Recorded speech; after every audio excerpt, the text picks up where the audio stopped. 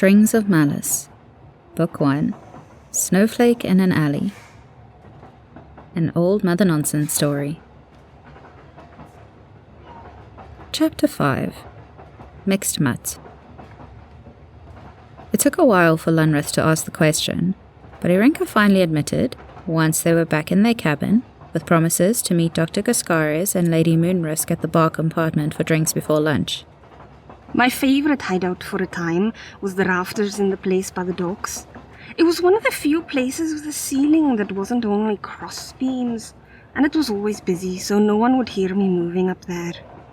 She told him as she rubbed her hands over her full belly, still not used to pacing herself when it came to food.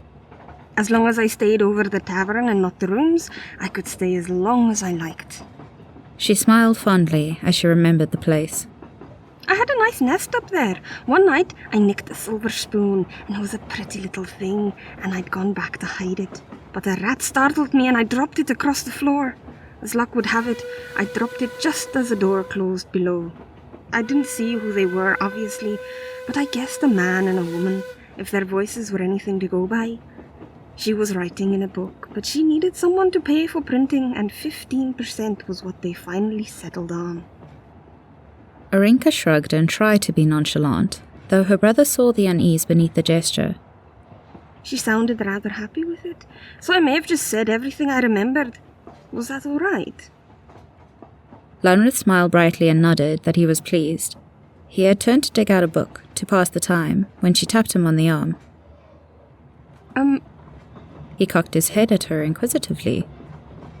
Lady Moonrisk took my dress. She said she was going to burn it. She seemed rather upset by that. He frowned before closing his eyes and letting out his breath. He gestured opening and closing his hands, money, and then to her dress. She repeated the motions back to him a few times before concluding. With the money from the book, can we get me new clothes? He nodded. Her expression fell sadly, though she quickly caught herself and frowned, even as she stood a little taller and gestured aggressively down her front. Nothing like this, all right? I feel like a fool. He shrugged and nodded absent-mindedly, and she took herself to bed for a nap. Clearly the morning's tussle, combined with the spread the good doctor had seen fit to order, had taken its toll on the mouse, and she curled up, rocked to sleep by their transports within moments. Lunreth tried to read his book. He really did. But he found his eyes continually drawn towards his slumbering companion, and he finally set aside the endeavour. It was creepy to watch people sleeping.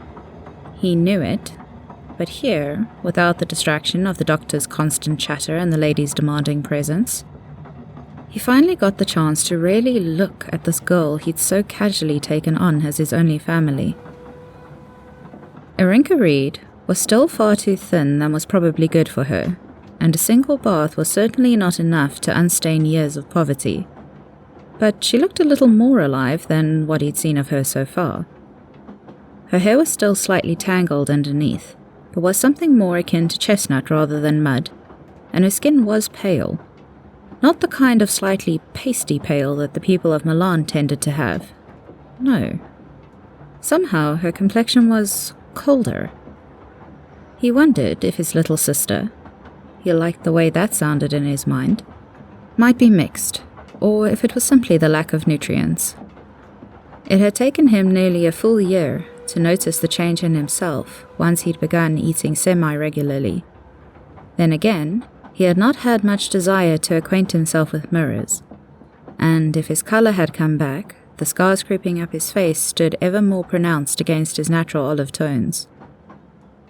It must have been a trick of the sunlight reflecting off the red of her borrowed gown, but her cheeks, elbows, and knees seemed to be tinged a cold pink. His sister was an odd one, of that he could be certain. He chuckled silently to himself when he noticed the shoes she'd been given were a size too big for her and had fallen in a heap at the foot of the bed. The undersides of her feet weren't quite black as pitch anymore, but they could hardly be called clean either.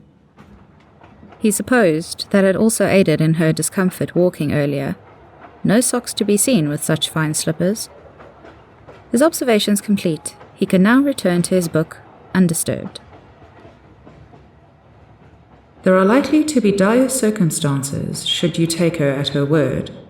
Her tongue will always be one of double meaning, hidden loopholes and unexpected caveats. That being said, she may send you away if you push too hard for clear terms. Bore her at your own peril, and she may grant you no more visits, favors, or any of the like. It is in her nature to play, twist, and misconstrued understanding. Her agreements, while not exclusively verbal, will always lean more in her favor than yours. These are the conditions you must accept upon making a deal with Granny. Lunreth had read the passage what seemed at least 1,000 times. It had been some time back that he'd met a merchant willing to sell it on a voyage between Cresia and Evokelio. The man had bought passage upon the ship on which Lunreth sailed, and he had many books.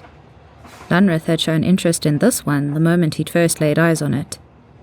It was a small thing, worn from hands before his, the green of the cover faded and the scribbles inside still written instead of typed.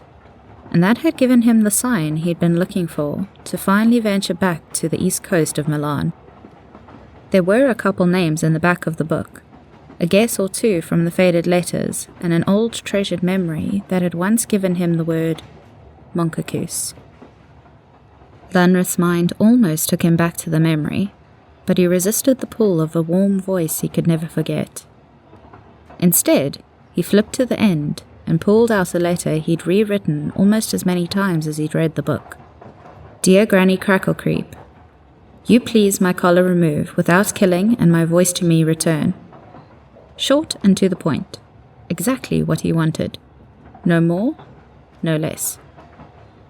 He slipped his notebook from his pocket and turned to an empty page to write it again, flipping back to check the notes the doctor had made on the first page. Dear Granny Cracklecreep, please remove my collar without killing me and return my voice. Much better. He nodded and threw the old note away before tucking the new one neatly into the back of the book. He wondered if Irinka would stay behind in the city if he asked her to. A witch's hovel was no place for a youngling. Irinka will be fine, your sister interrupts the story weaver flippantly. We've come to visit you twice and nothing bad has happened. Indeed. Old Mother Nonsense smiles at her. Though I am not a witch. Of course you are, your sister insists. I heard Harvey Treesprint say that you are the mother of all witches. You see a sadness in the woman's face before she covers it again and shrugs as though the accusation didn't bring her bad memories. Well, if Harley Treesprint said it, I suppose it must be right. You roll your eyes and wonder if you would have such patience, if you could live as long as the Keeper of Time had.